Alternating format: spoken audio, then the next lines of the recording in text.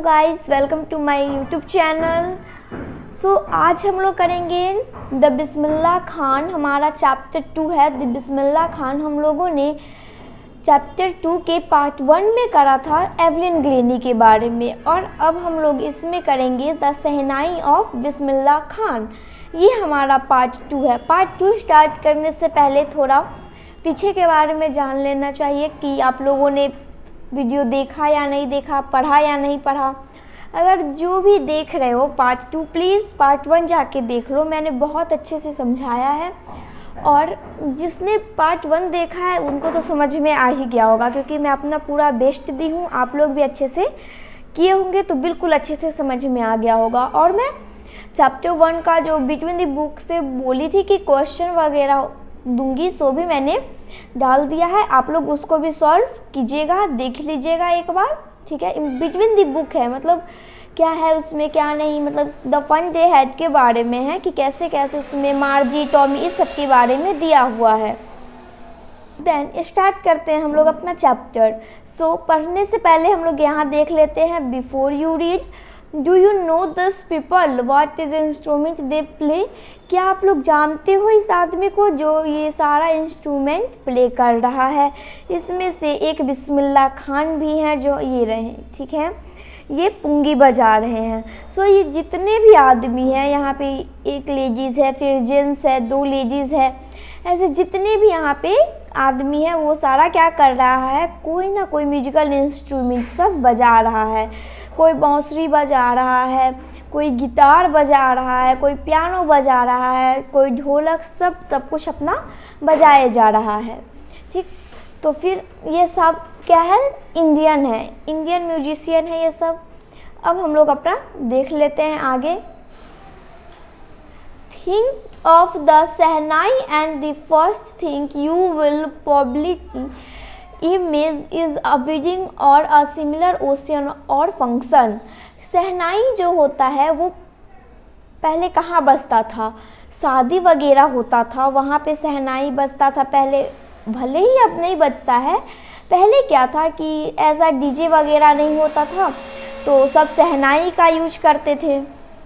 और दूसरा जगह शहनाई का यूज कहाँ पे होता है, जैसे कि कोई भी फंक्शन वगैरह होता था। ओसेंस ऑफ फंक्शन का यहाँ पे मतलब है कि कहीं पे भी, जैसे कि मंदिर वगैरह में अभी भी बजता है।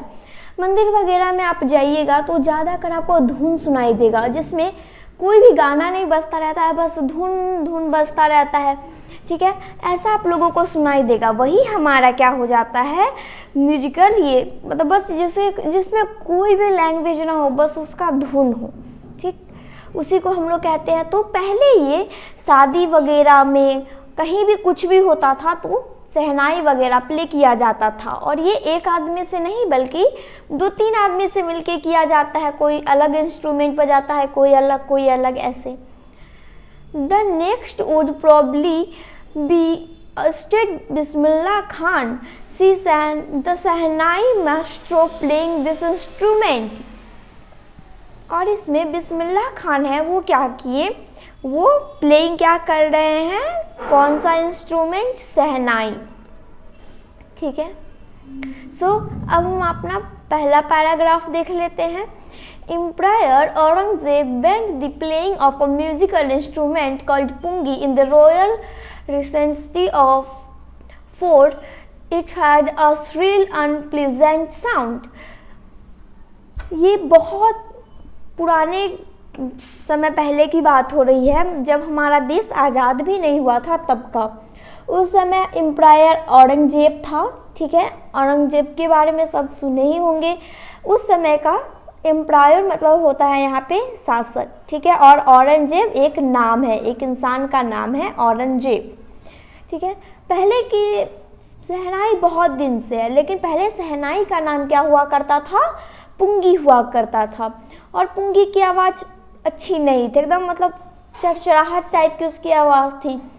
तो औरंगजेब ने उसको बंद करवा दिया, मतलब इस साउंड को उसने क्या करवा दिया, बंद करवा दिया। श्रिल मतलब क्या होता है, तीखी, ठीक है। तीखी मतलब अच्छा आवाज़ नहीं होता है, जैसे मैंने आपको कहा चरचराहट टाइप का। वैसा आवाज़। सो उसने उसको वहाँ पे बजवाना अपने रॉयल रेसिडेंस जहाँ पे वो रहता था, अपने महल में पहले बजाया जाता था ना, जहाँ रहता था राजा वगैरह लोग रहते थे, औरंगजेब वगैरह जितने भी थे शासक वगैरह वो सब रहते थे, तो वो सब बजवाते रहते थे। तो उन्हें पुंगी का आवाज़ पसंद नहीं आया तो वो उसे बंद करवा दिए। Pungi became the generic name for reeded noise maker, और पुंगी जो है वो नॉइज मेकर के नाम से जाना लगा। देखो जैसे कि उसका आवाज़ अच्छा नहीं था तो सब पुंगी ना क्या कि मतलब उसका आवाज़ नहीं अच्छा है ऐसा बोल देते थे। मतलब वो नॉइज़ मतलब कि बहुत ज़्यादा मतलब शोर शरावत टाइप का वो आवाज़ करता था। Few had thought that it would one day be revived। फिर क्या हुआ, कुछ दिनों के बाद ही एक मतलब रिविव्ड हुआ। A barber family of professional musician who had access to the royal place decided to improve the tonal quality of पुंगी। यहाँ पे क्या है कि फिर से पुंगी जो है, पुंगी बचाने एक बार कौन आया था, एक बार्बर फैमिली। मतलब बार्बर क्या होता है, जो बाल वगैरह काटता है, उसके फैमिली से आया था। बार्बर फैमिली मतलब उसका जो फैमिली है ना प्रोफेशनल म्यूजिशियन था, मतलब हरदम वो लोग बस म्यूजिक का ही सारा काम करता था। सो वो बार्बर फैमिली यहाँ पे मतलब बाल वगैरह भी काटता था और साइड में इधर से ये भी काम करता था। सो वो अपना ये परफॉर्मेंस देने के लिए कहाँ पहुँच गए, रॉयल प्लेस, जहाँ कौन रहता था, Aurangzeb. He chose a pipe with a natural hollow stem that was long and broader than the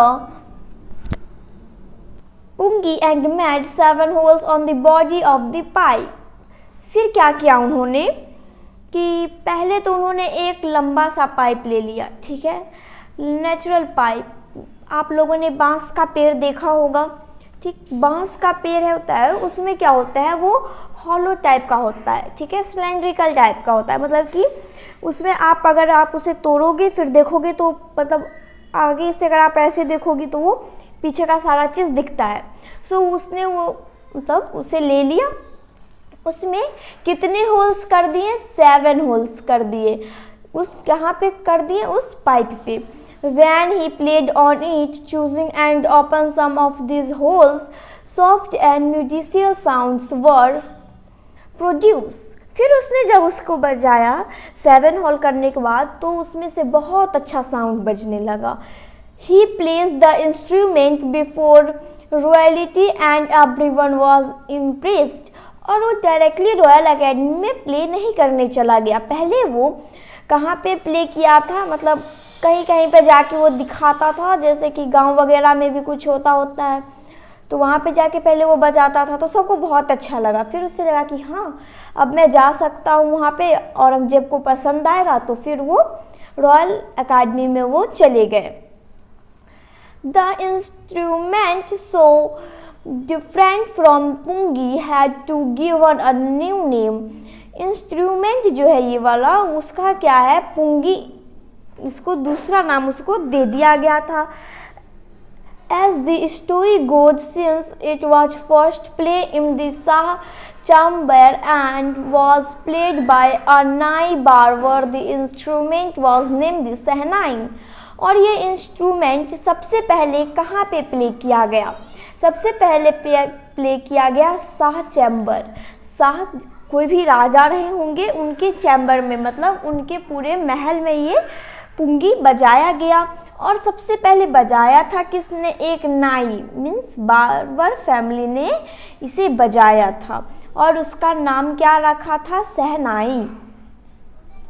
क्योंकि देखिए नाई इसलिए क्योंकि वो नाई फैमिली से बिलोंग करता था और इसीलिए उसने अपने इंस्ट्रूमेंट का नाम क्या रख दिया, शहनाई। लास्ट में भी नाई और यहाँ पे वो नाई फैमिली से बिलोंग भी करता था। सो अब सेकेंड पैराग्राफ है, ये देखिए, पहले ये है पुंगी ऐसा होता है, ठीक, शहनाई ऐसा होता है, दोनों में डिफरेंस कैसा है देखो।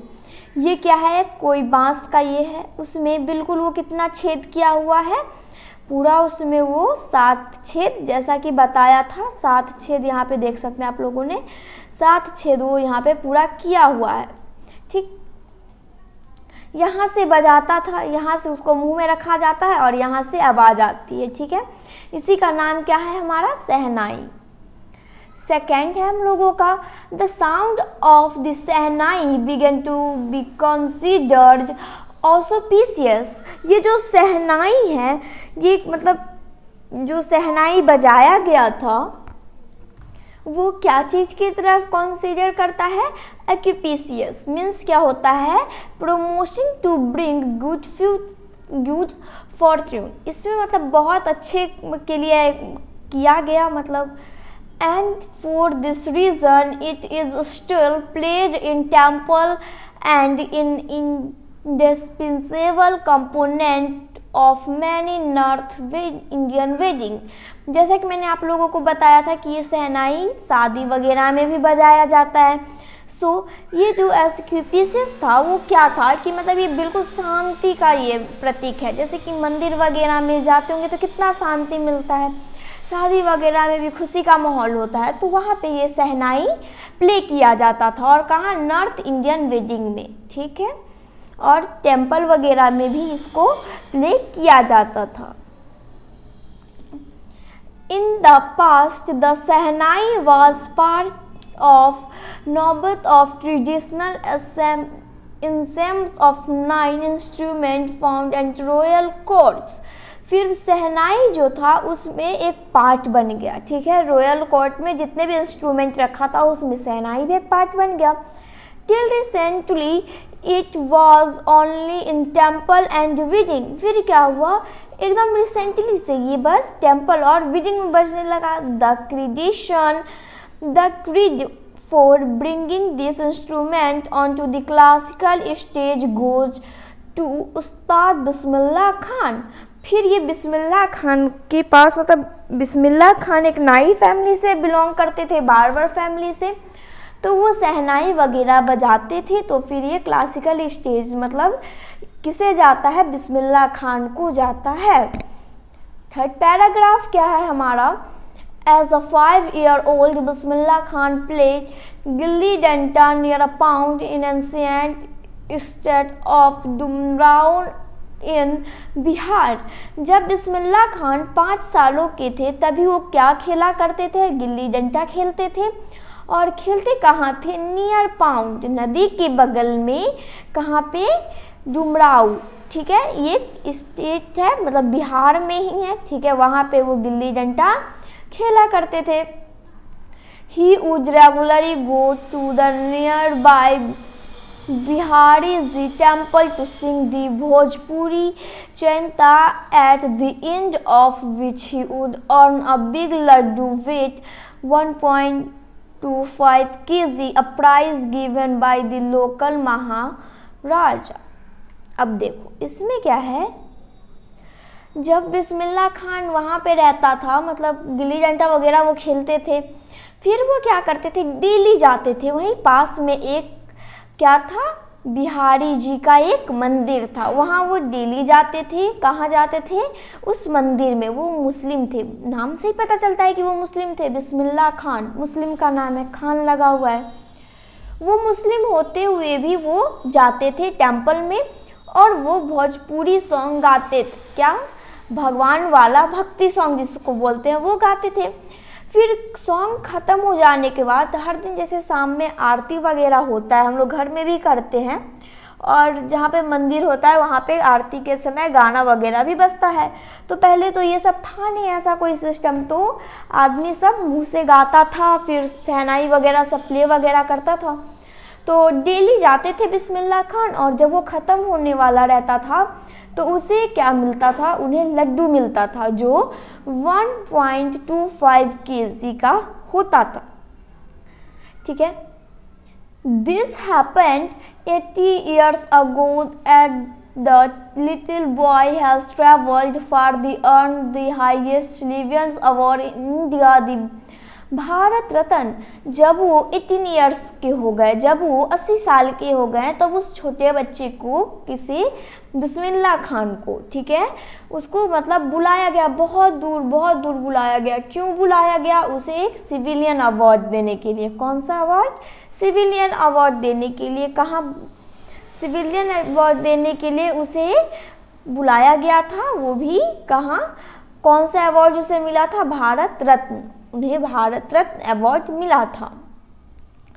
Born on 21 March 1916, Bismillah belonged to a well-known family of musicians from Bihar. Bismillah Khan का जन्म कब हुआ? बिस्मिल्लाह खान का जन्म 21 मार्च 1916 में हुआ था। ठीक है, बिस्मिल्लाह खान क्या जाने जाते थे, उसके फैमिली म्यूजिशियन। ठीक है, मतलब वो बचपन से ही म्यूजिशियन, उसके सारा फैमिली जो था सब म्यूजिक करता था, सब म्यूजिक बजाता था। His grandfather Rasool Bux Khan was the shehnai nawaz of Bhojpur kings court. अब देखिए उसकी जो थी किनके, बिस्मिल्लाह खान की दादा रसूल बुक्स खान, उनके दादा का नाम है रसूल books Khan, was the shehnai Nawaz, वो शहनाई नवाज थे, मतलब शहनाई बजाने में एकदम एक्सपर्ट थे। और वो भोजपुरी जितने भी मतलब कि वहाँ के किंग सब थे, मतलब उनके मतलब सबसे अच्छे माने जाते थे, वो इतना अच्छा शहनाई प्ले करते थे। हिज फादर प्यांगबर बुक्स, उसके पापा जो हैं Paigambar Bux and other paternal ancestors were also great shehnai player, उसके पापा भी शहनाई प्लेयर थे। और कौन, पेटर्नल एंसेस्टर्स। अब ये सब क्या होता है, जैसा कि जो हमारे देखिए पेटर्नल मतलब जो हमारे जैसे कि दादा का एक घर होता है, एक नाना का होता है, तो जो हमारे दादा के इधर के होते हैं पेटेरियल, जो नाना के घर के इधर होते हैं उसे मेटेरियल कहते हैं। ठीक है, तो उसे पेटेरियल अंकल, पेटेरियल आंटी बिस्मिल्लाह खान की सब क्या करती थी, शहनाई में सब एक्सपर्ट थे, उसके घर में सब एक्सपर्ट थे शहनाई में। 5 पैराग्राफ है हम लोगों का। अब the young boy to music earlier in life, फिर जो छोटा बच्चा जो बड़ा हो गया फिर वो क्या किया, म्यूजिक को अपना लाइफ बना लिया। At the age of 3 when his mother took him to his material uncle house in Banaras, now बड़ा नसीब Bismillah was fascinated watching his uncles practice the shehnai. जब उसकी माँ जब उसे नानी के घर भेजती थी, तो सब अपने नानी के घर जाते हैं, जैसा कि मैंने आप लोगों को बताया पेटेरियल और मटेरियल में फ़र्क। सो पेटेरियल मीन्स क्या होता है, मामा, मतलब कि मामा के इधर के भी जितने सारे आदमी हैं वो हमारे हो जाते हैं पेटेरियल अंकल में। ठीक है, तो ये हमारे मटेरियल मीन्स हो जाते हैं मामा के इधर का। ठीक है, जैसे कि नाना नानी ये सब हो गया। ठीक, तो मटेरियल अंकल हाउस मतलब उसके मामा के घर उसे भेज देते थे, वो कहाँ था, बनारस में। और बनारस अभी क्या चीज़ के नाम से जाना जाता है, वाराणसी के नाम से जाना जाता है। और बिस्मिल्लाह खान अपने मटेरियल अंकल को देखते थे प्रैक्टिस करते हुए, उसके मटेरियल अंकल शहनाई बजाते रहते थे, प्रैक्टिस वगैरह करते थे। सोन बिस्मिल्लाह started accompanying his uncle Ali Baksh to the Vishnu temple of Banaras, where Baksh was employed to play the शहनाई।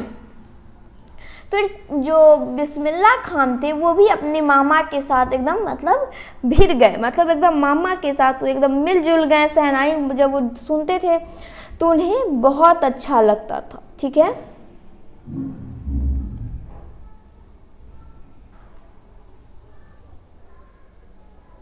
तो उसके जो मामा थे उनका नाम क्या था, अली बख्श, उनका नाम अली बख्श था। और वो जाया कहाँ करते थे, विष्णु टेम्पल में वो जाया करते थे जो बनारस में है। ठीक है, और वहाँ पे जो शहनाई प्ले होता था वहाँ पे वो सबसे मेन थे, वहाँ के एम्प्लॉय थे वो शहनाई में, मतलब बहुत अच्छा वो बजाते थे।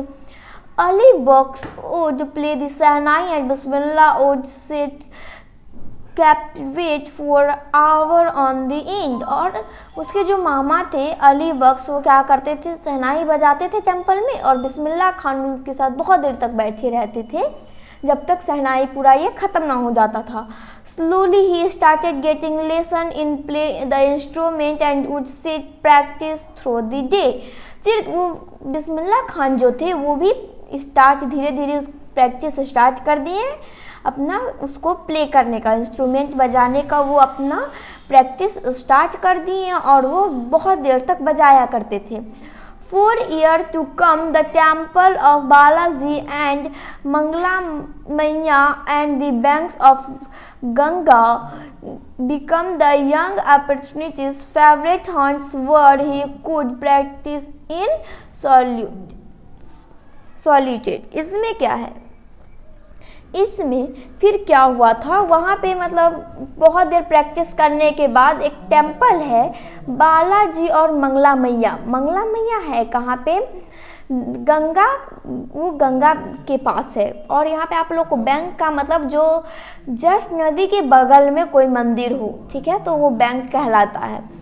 तो मंगला मैया बैंक के पास हो, फिर वहाँ पर जाके वो प्रैक्टिस करने लगे, बहुत प्रैक्टिस वो अपना करने लगे।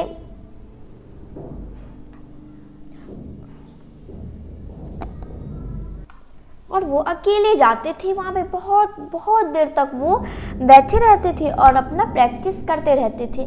The flowing waters of the Ganga inspires him to improves and invent regs that were early considered to beyond the range of सहनाई। और जो गंगा जो होता है उसका जो धारा था वो क्या था, मतलब गंगा जो रहेगा वहाँ पे नदी था, तो नदी का पानी आता रहता है, इसी से हिलता रहता है। जैसे आप लोग देखे होंगे नदी का पानी मतलब हवा वगैरह चलता है, पानी मूव हरदम करता रहता है। तो अकेले बैठ के अपना सहनाई प्ले वगैरह करते थे, तो वो नदी को भी देखते थे और सहनाई भी प्ले किया करते थे। सो हम लोग अब 6 पार्ट जो है हमारा वो हम लोग नेक्स्ट चैप्टर में कर लेंगे, नेक्स्ट वीडियो में, क्योंकि वीडियो बहुत ज़्यादा लंबा हो जाएगा। नहीं तो पूरा है कितना 13 है, तो मैं अच्छे से पढ़ाऊँगी तो फिर मे भी हो सके तो 13 पूरा है इसमें, तो 3 पार्ट आराम से लग जाएगा। लेकिन मैं कोशिश करूँगी कि जल्दी से ये मतलब 2nd पार्ट तक ही ये ख़त्म हो जाए। हाँ, थोड़ा वीडियो बड़ा हो जाएगा लेकिन ये जल्दी से ख़त्म हो जाएगा, क्योंकि एक एक वर्ड भी समझाना है। अगर आप लोगों को पैराग्राफ 5 तक अच्छे से समझ में आ गया, बिस्मिल्लाह खान कौन थे, उनके दादा क्या करते थे, पापा क्या करते थे, मैकेरियल अंकल क्या होता है, सारा चीज़ आप लोगों को समझ में आ गया, तो प्लीज़ मेरे चैनल को लाइक सब्सक्राइब ज़रूर कीजिएगा। और इसी वीडियो का पार्ट 2 का, बिस्मिल्लाह खान वाले वीडियो का पार्ट 2 आपको डिस्क्रिप्शन में मिल जाएगा, तो आप वहां से जाके देख सकते हो। अगर आप लोगों को अच्छे से समझ में आया तो आप लोग प्लीज़ लाइक सब्सक्राइब और शेयर ज़रूर कीजिएगा। Thank you.